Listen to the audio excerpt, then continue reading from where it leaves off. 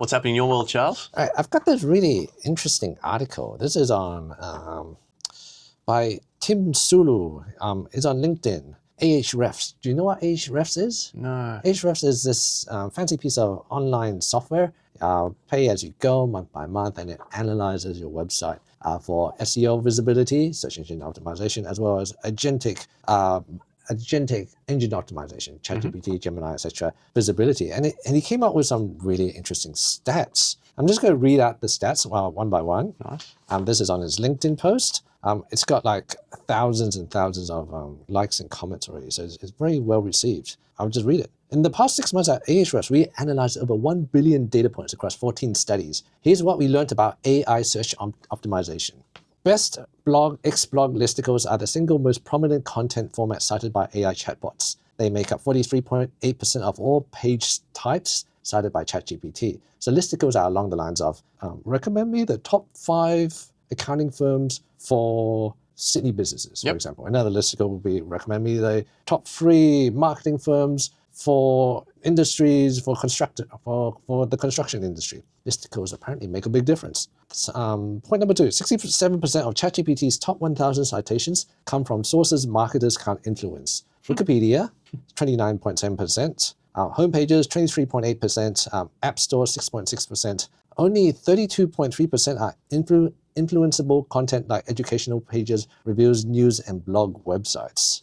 Point number 3, 28.3% of ChatGPT's most cited pages have 0 Google organic visibility. All right, let me allow that to sink in a bit. 28%, so almost a third of ChatGPT's most cited pages have 0 Google organic visibility. How interesting is that? They're pulling content from somewhere else. These pages get cited repeatedly by ChatGPT despite not ranking at all in Google. A completely separate discovery layer. Wow. How bizarre is that? Wow. And the amount of searches on ChatGPT is high. Yeah. It's no longer is everything concentrated around Google. It's very diversified. I think as of when we're going to publish this, ChatGPT is still the #1 used AI engine, and so it matters for a lot of businesses. That's remarkable. And potentially a big opportunity for businesses who are never able to achieve first page ranking on Google. Yeah. ChatGPT only cites 50% of the URLs it retrieves. It fetches dozens of pages per query, but uses half as background context without attribution. This means that they're being retrieved without citing where they're coming from. So I think that's a shot against content that is original. I mean, actually no, that's the wrong way to describe it. That is. Yeah, that's right.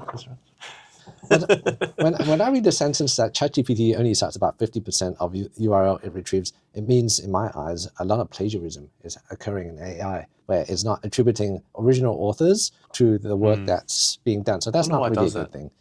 What else is interesting? I'm going to skip that one. YouTube mentions have the highest correlation with AI branding visibility. Wow. So YouTube matters. So YouTube mentions being inside the video or on the description or anywhere. Anywhere. Yeah, anywhere. So comments even comments. Perhaps? So you need to be present on YouTube. So if your business is not in any meaningful way on YouTube, perhaps you don't have your own content, perhaps other people aren't talking about you. Your ability to be cited by GPT is extremely low. AI overviews reduce clicks to the #1 result by 58% when searching on Google. That's up from 34.5% just 10 months earlier. So the amount of traffic AI brings to websites has significantly decimated a lot of website results because it's giving people the answer already, unsurprisingly. Because when I'm doing a search... Don't need to dig. Yeah, I don't need to dig. That's it. Yeah, speed. 99.9% of all AI overviews appear on informational intent inquiries. Transactional, navigational, and local searches are almost entirely AI overview free. Okay, so they still do want to send people to AdWords, unsurprisingly. And then the very last one I'd like to quote is, this is a big one. AI overviews change every 2.15 days on average, with 70% of content differing between consecutive observations. Semantic similarity stays the same at 0.95. The word sources and entities constantly shuffle, but the actual meaning barely moves. So what I'm reading when I read that is that if I'm asking GPT, what are the top 5 accounting firms in Sydney, New South Wales, it's going to give me an answer on the first day. But after 2.15 days, hypothetically on the third day, I ask the same query, I get a brand new set of 5 Isn't that accounting interesting? firms. Why do you think it does that? I don't know. Yeah. Is it trying not to be biased? I would know. Is that intentional? But it does say that the actual meaning barely moves. So, for example, if all these accounting firms say we're the best tax accountant in Australia, then that doesn't change. But the actual name changes. Scary stuff, isn't it? It's very for a interesting. marketer. Yeah. Because these are the tools that people use to find businesses like Exactly. mine and like yours. And it constantly shuffles and you have no control over it. Yeah. And then I suppose that's why it pays to try and preempt in the buyer journey where someone's at the point of going to research. They're obviously, they're fed up with their problem. They're frustrated. They want to find an alternative provider of promotional products or accounting or whatever it is, legal services. If you can advance and get in front of them before that point in time, when they're just starting to have that issue or starting to think about the problem, you can take them out of the market before they've actually gone and done that search. So one of the advantages of paid advertising is to be able to do that and put yourself in that position. It's like the Eminem rap song, one chance, one opportunity. Yeah. And lose it. Do not miss the chance. Don't miss the chance. That's it. Yeah. That's it. So how about you? What's happening in your side of town? Very quick word. My name is Charles. I run an agency called Cubic Promote. We are the leading supplier of promotional products and uniforms in Australia and also in New Zealand. We supply to 3,000 organizations on any given year. If you're looking for a reliable partner to supply you with merchandise for your office or uniforms for your organization, trust us, Cubic Promote. And now, back to the show. Well, I always consider myself pretty good at spotting scams, right? So if I get an email that somehow makes it through the inbox, it doesn't get caught in the junk or spam filter, straight away I'll know this is 100% a scam, right? And I reckon 99 out of 100 I can spot. Got a good eye for that. I've seen a lot of crap. But during the week, something went through. We're on the theme of the Soccer World Cup. I'll let a goal in. So someone made an inquiry through one of my clients' websites. Now, admittedly, the website does not have CAPTCHA, so the verification on the website form. Landed in my inbox. I read it, and it said, "Hi, my name is Sarah, and I'm inquiring about this such and such services." And it was very well written, very conversational tone, and absolutely convinced me that it was real. Until I started doing a little bit of digging, and I had a look at the email address that it came from, and it was .com. We only deal with Australian-based companies through this client, so that was a little bit off-putting. So what I did was I searched the name, I searched the URL. Nothing came up. So I was a little bit hesitant. I replied and I said, yep, happy to help, happy to have a conversation. They replied back. Now, that reply back that they sent through to me was caught by our spam filter. And we've got a pretty good security company that handles all that stuff. So it was caught by them, and the only way for me to see that email that came through was for me to contact our security provider and say to them, please release it so I can view it. So I go into Microsoft's quarantine. I don't know if you've used their quarantine service before. You can actually go in the back end and see what has been caught. And that's not spam filtering or anything like that. This is a separate section, which is it's a separate net that catches things before they go through to your spam filter or through to your So we're talking about quarantining emails. Yes, spot on. Right. Yep, quarantining so a stronger spam filter. Stronger spam filter, and all managed by Microsoft. Yep. I think you can add some of your own rules in there as well. Yep. Anyway, I went in there and did like a little preview of the email, so it doesn't download the email or any of the attachment. Anyway, read the email and it said, I've attached my financials for reference. So this was, again, a little bit of a red flag because generally people won't send their financials unless they've been asked to do so, particularly via email. And so I emailed our security provider and I said, hey, can you release this email? And they said, we'll examine it. They examined it. There was malware in the email, so in the attachment. Yeah. They examined it in their isolated environment and they said, of course, we won't be releasing this email to you. Thank goodness, because who knows what have ended up happening as a result of that. But that was really good. That was a really good scam. And this is probably AI because, they're able to do these at scale. And I thought, this is getting pretty scary. And it can be set up very easily as well, what you said. There's nothing sophisticated about it. In fact, if I have a laptop in front of me, I feel that I can create that scam right now in under 5 minutes. Yeah, I don't doubt it. Yeah. And then if you give me maybe 30 minutes, I could then hook that up to a automated email sending system when that's been warmed up so that it doesn't get captured by spam systems, because I could just buy that off the net. So give me a credit card, I could operate that. And I could start, and then I also need to scrape a data list as well, which I can also get as well. Apollo? Is that the one? Apollo is a good one. Yes, I could scrape a database that's from Instantly is another one as well, Okay. where I could just get Sales Navigator from LinkedIn once again, so free legitimate database sources, and I could just tell it just to start pushing it out using Instantly. And then creating a loop every time someone replies, create a workflow around it.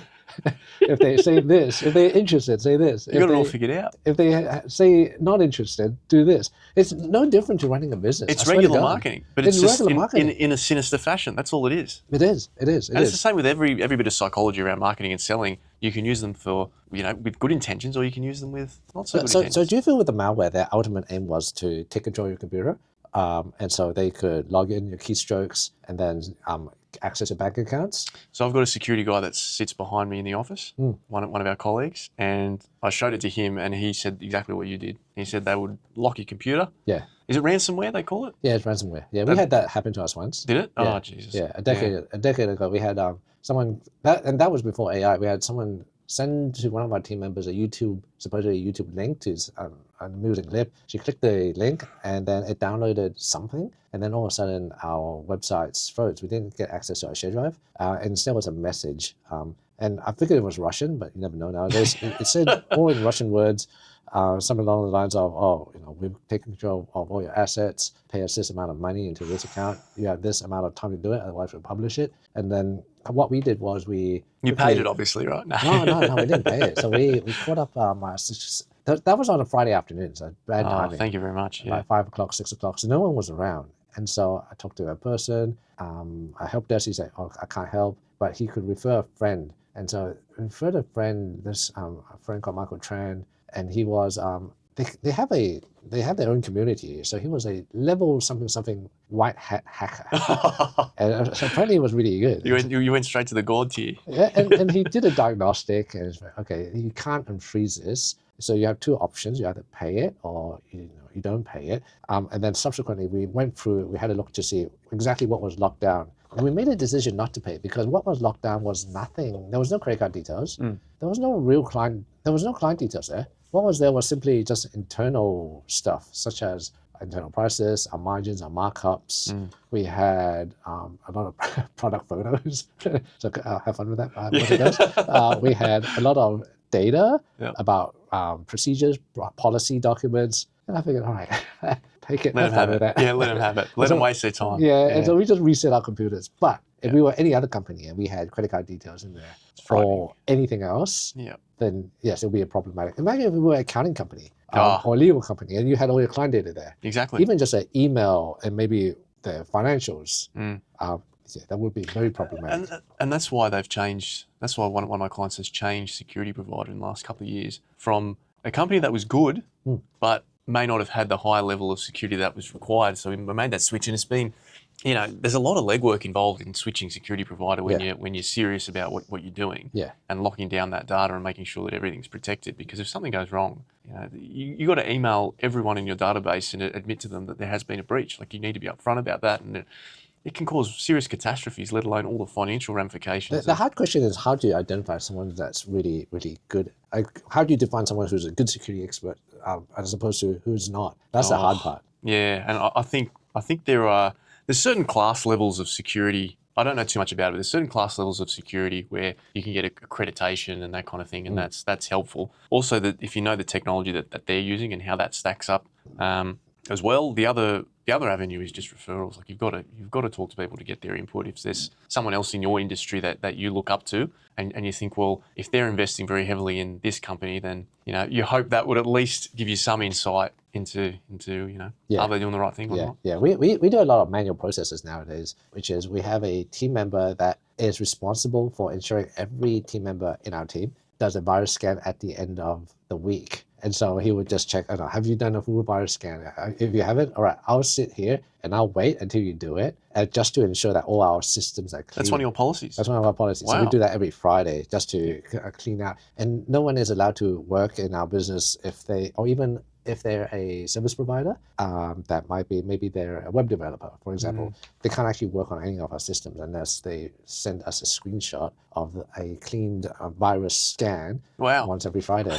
So we're pretty Medical health check. we're pretty strict about it because we have a lot more important data now compared to what we had 10 years ago, and we just can't let it leak. It's No, just, you can't. It's just silly. The reputation damage is a big problem, let alone the damage that it could cause to your clients, or the reputation damage is just enormous. It is. When Optus had that big leak a few years ago, and I'm sure that they lost stacks of customers from that. I wonder how they recovered, because they haven't really said anything ever since. I think they had a few scandals in and around that time period as well. They did, and I think their CEO resigned around that time because of that issue or that scandal. But in an industry like that, where there's only a handful of major players, and where problems that occur and frustrations can occur so quickly. Like the other day, I'm looking at my phone and I'm going, I got no internet on the phone, I got no internet on the laptop. What's going on? Frustrations occur all the time. There aren't very many options out there. I've probably had disagreements and arguments with all of the telcos over the last 15 years.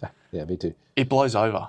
These things blow over. Because there's not enough choice. There's not enough choice. So that's but if you're a smaller business, that can be terminal. It can be the death of you. Yeah, because there are a lot of more choices when it comes to small businesses. Yeah.